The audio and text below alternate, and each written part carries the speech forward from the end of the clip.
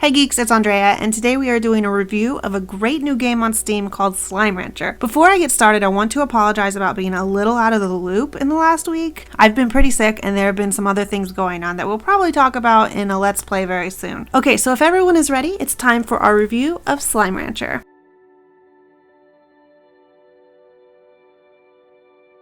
At the time of this review, Slime Rancher is in early access 0.2.4b, so keep that in mind if you are watching this at a later date. The base concept of the game is in the name really. You are, well, a slime rancher. The objective is to increase your plort pool by capturing and raising slimes at your ranch. When you feed them, they give you plort, which is the in-game currency. So basically the currency is slime poop, which is silly and adorable on its own. You use the slime poop or plorts to purchase upgrades to yourself and your ranch. You can also purchase a couple extra areas for your ranch and create and upgrade corrals to store your slimes, coops to raise chickens to feed your meat-eating slimes, silos to store your extra food, and of course, gardens to grow more food. So everything really revolves around the plorts, as expected. So let's talk about the bad. I hate using that word because I don't really have too many harsh things to say about this game. Most of the bad comes from it being in early access. So as long as the game keeps updating and fully releases, these aren't really so much criticisms as they are things to wait for. Okay, first, the obvious. Once you finish upgrading everything, there really isn't much to do with your plort. There aren't enough spots to build everything I wanted, even at this stage of the game, and because of the lack of content in the game, what is there becomes repetitive pretty quickly, which isn't really unexpected from any kind of farming style games, especially ones in early access. Within my first day of playing this game, I had completed everything that I could do at this time and stored up enough plort and food to wait for the next update. That isn't saying that it was just a few hours. I played the game for a good 8 or 10 hours at least that day. Although that seems like a low amount of time, this is a very early release of the game, so that gives me a lot of hope for what is to come. My biggest annoyance in the game was the largos.